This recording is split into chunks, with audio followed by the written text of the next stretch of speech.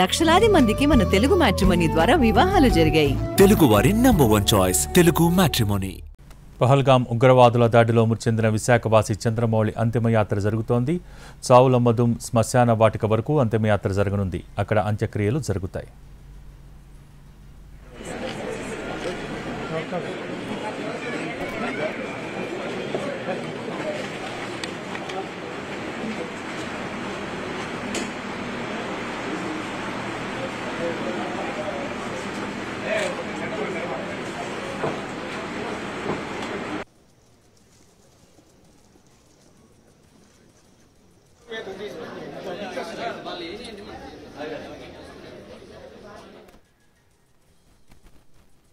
మనకు రోడ్డు ఉండే అలా వెహికల్ వస్తుంది మూవ్ అయ్యాక అప్పుడు మేము వెళ్దాం వెనక నుంచి.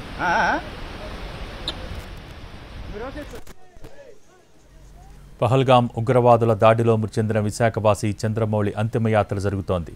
చావులమ్మదుం శ్మశాన వాటిక వరకు అంతిమయాత్ర జరగనుంది. అక్కడ అంత్యక్రియలు జరుగుతాయి. ప్రస్తుతం అంతిమయాత్ర మొదలయ్యింది.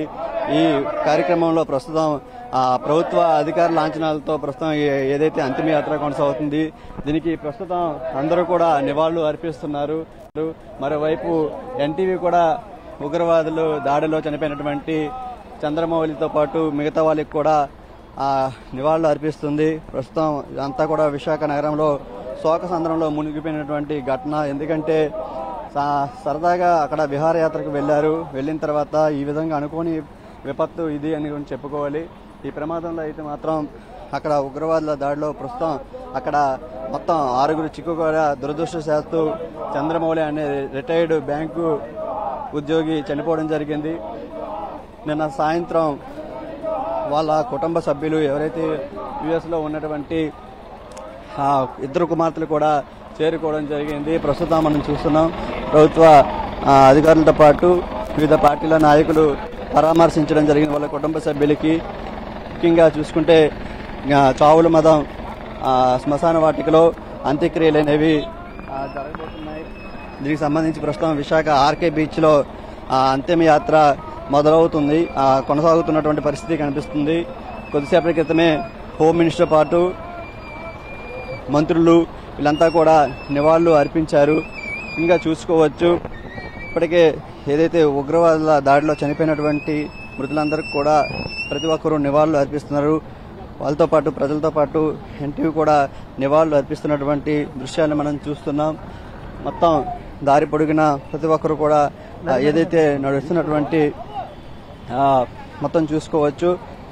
అయితే ఎవరైతే మృతి చెందినటువంటి చంద్రమౌళి ఉన్నారో అతను చాలా మృదు స్వభావి, చాలా వరకు సహాయం చేసినటువంటి గుణం ఉన్నటువంటి వ్యక్తి. అలాంటి వ్యక్తి తమ స్నేహితులతో కలిసి ఎవరైతే మిగతా 2 కుటుంబాలతో కలిపి ఈ నెల 18వ తేదీన విశాఖ నుంచి జమ్మూకి వెళ్లారు.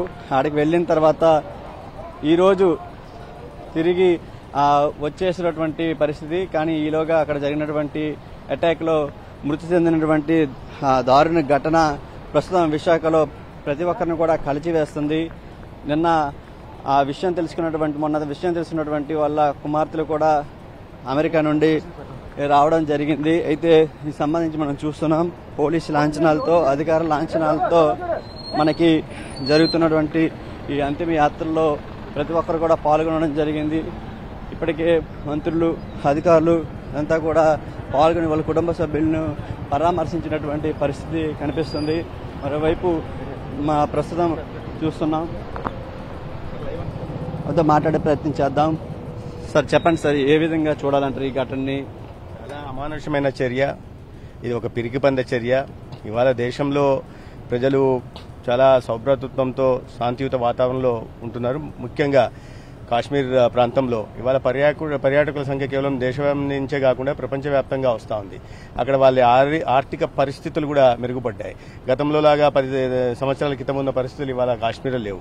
మొత్తం ఈ రకంగా పరిస్థితుల్లో మార్పు వస్తున్న నేపథ్యంలో అక్కడ యువత కూడా వారికి ఉపాధి కలుగుతున్న నేపథ్యంలో ఎక్కడ కూడా ఈ గత 10 సంవత్సరాల్లో ఈ ఉగ్రవాద దాడులకు అవకాశం లేని నేపథ్యంలో ఉగ్రవాదాన్ని ప్రేరేపిస్తున్న మన పొరుగు దేశం ఈ రకంగా ఒక పిరిగిపంద చర్యకు పాల్పడింది. పర్యాటకులను అమానవీయంగా బలి తీసుకోవడం అనేది చాలా ఖండించదగ్గ విషయం.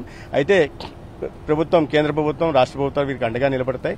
ఈ దుర్చర్యకి ఖచ్చితంగా ప్రతిఘటన ఉంటుంది. ఎవరైతే దీంట్లో బాధ్యులుగా ఉన్నారో వాళ్ళు నిన్న ముఖ్యమంత్రి గారు స్వయంగా వచ్చి కలిసి వెళ్ళడం జరిగింది. కేంద్ర ప్రభుత్వం కూడా ఖచ్చితంగా కుటుంబాలను అందరి గురించి ఆలోచిస్తుంది.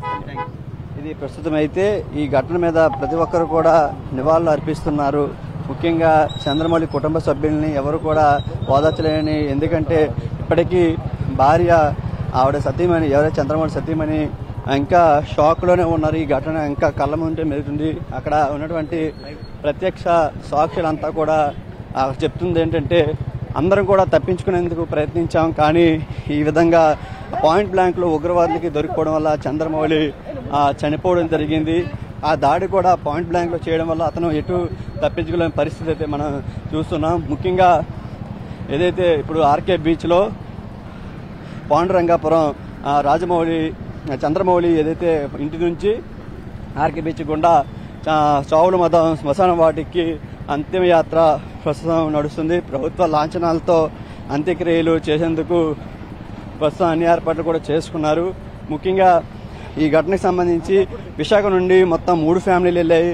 3 ఫ్యామిలీలు వెళ్ళిన తర్వాత అక్కడ సరదాగా గడుపుతున్నటువంటి సమయంలో ఈ విధంగా చోటు చేసుకోవడం ప్రతి ఒక్కరిని కూడా కలిసివేసే దృశ్యమనే చెప్పుకోవాలి. కేవలం మగవారినే టార్గెట్గా చేసి అక్కడ దాడులు జరపడం, తర్వాత వాళ్ళ భార్యలు కూడా ఏదైతే ఈ ఘటనకు సంబంధించి అక్కడ వాళ్ళు కూడా వేడుకున్నారు, ఎలాగైనా మమ్మల్ని ఏమి చేయొద్దు, విడిచిపెట్టామని. కానీ అక్కడ పరిస్థితులు అయితే మాత్రం ఆ విధంగా లేవు. అక్కడ చూస్తున్నాం ప్రస్తుతం ఎన్టీవీ కూడా నివాళులు అర్పిస్తుంది.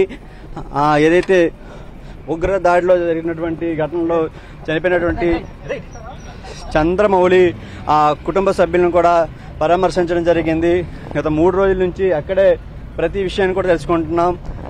చంద్రమౌళి ఏదైతే గతంలో ఎస్బీఐ బ్యాంకులో ఉద్యోగాలు నిర్వహించి తర్వాత రిటైర్ అయిన తర్వాత జీవితాన్ని చాలా సంతోషంగా గడుపుతున్నారు.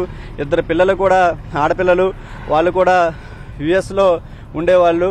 తర్వాత తల్లిదండ్రులను చూసేందుకు వాళ్ళు వస్తూ పోతూ ఉండేవారు. కానీ ఈ ఘటన చోటు చేసుకోవడంతో తల్లిని ఎలా ఓదార్చాలో కూడా తెలియని పరిస్థితి. Okay, thank you Chiranjeevi.